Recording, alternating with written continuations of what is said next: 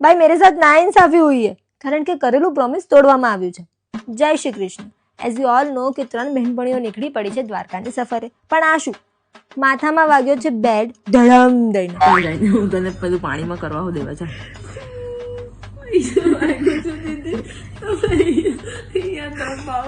એટલે મને ફોસલાવવામાં આવી રહી છે ને હું માની પણ ગઈ કે મને શિવરાજપુર બીચ પર રાઇડ્સમાં બેસવા મળશે. નીકળી ગયા અમે ઓટો રિક્ષા પકડીને. રસ્તામાં આજુબાજુના દ્રશ્યો જોતા જોતા પહોંચ ગયે હમ સમંદર કિનારે. આ છે ગુજરાતનો સૌથી ક્લીન બીચ જે લોકોએ હવે રહેવા નથી દીધો. રાઇડ્સમાં બેસવા ઇન્ક્વાયરી કરી ને પહેલા ઊભા ઊભા જોયું કે કેટલું રિસ્ક છે.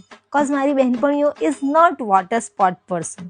1-2 રાઇડ્સમાં તો એ બંને મારું મન રાખવા માટે જ બેસી, કારણ કે પ્રોમિસ કરેલું ને. પછી દરિયાદેવ ને સૂર્યદેવ સાથે ફોટોસ પડાવ્યા. But wait, when we were busy with clicking photographs and look at her what she's doing. she gives me back देखो देखो देखो. ખાતા ખાતા સુરત દાદા ઘરે જતા રહ્યા બાય કીધા વગર. ને અમે હજુ ખાતા જ હતા મેગી.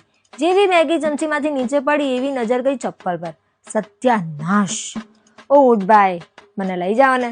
એ તો લઈ જાય પણ મારે નહીં જવું. અમને તો રિક્ષા રાણી જ ચાલે, ધૂમ ચાલે. હવે પેટમાં ધૂમ ધૂમ થાય છે એનું શું, એટલે ફૂડ પંપ શોધી લીધું. પહેલા પેટ ફૂલ કર્યું અને પછી બેગ ફૂલ શોપિંગ કરીને. ને રાત્રે દ્વારકાનું માહોલ OMG.